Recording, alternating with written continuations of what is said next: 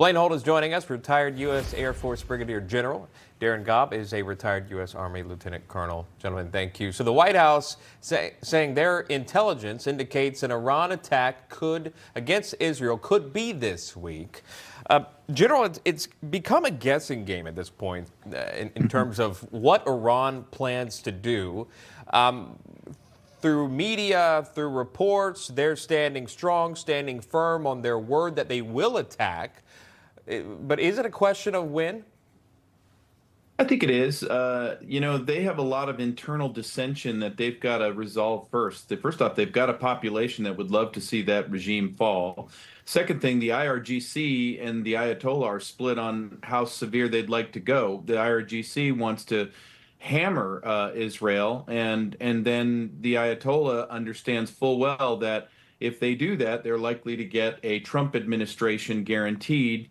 And so they're threading a lot of needles. Also, they've got pressure from Russia. They're trying to coordinate attack with Hezbollah, the Houthis, but it's coming. And Israel's preparing for it. I think one of the biggest symbols that we know it's coming is Hezbollah cleared out all of its administrative, political, and military offices in Beirut down to the computers and the wires, and they've gone to bunker. And so I estimate that it likely will be this week or next, but we will see it soon. Yeah. Obviously, the U.S. has sent the submarine. It's got warships in the region. And now we're hearing from the leaders of France, Germany, and the United Kingdom writing a joint letter which says this: we call on Iran and its allies to refrain from attacks that would further escalate regional tensions and jeopardize the opportunity to agree to a ceasefire and the release of hostages. They will bear responsibility for actions that jeopardize this opportunity for peace and stability. Lieutenant Colonel Gobb, will this make a difference? Ultimately, I don't think it will.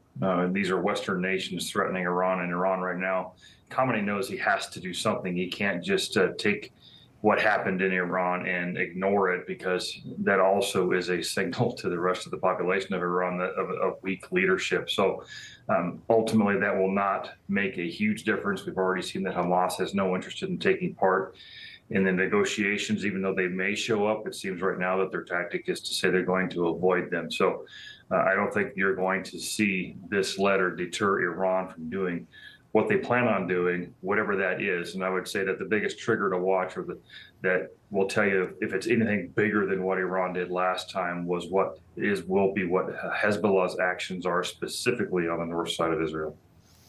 President Trump weighed in on Kamala Harris, Israel, on that interview with Elon Musk on X last night. Again, this conversation we're having here came up. We have a clip. Watch. Netanyahu came to give a talk to a joint Senate and House sitting, and I was there, and Kamala stood him up. What does that say? I think it's highly disrespectful. And I say, if you're a Jewish person, or if you believe in Israel, if you're a person that, is very pro-Israel, if you vote for her, it's worse than Biden, and Biden was bad. But if you vote for her, you ought to have your head examined.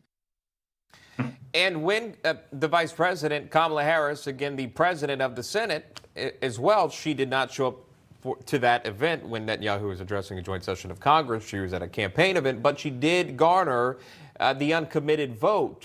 At least it was reported. I wanted to get your thoughts on that, General Holt. Does the former president have a point?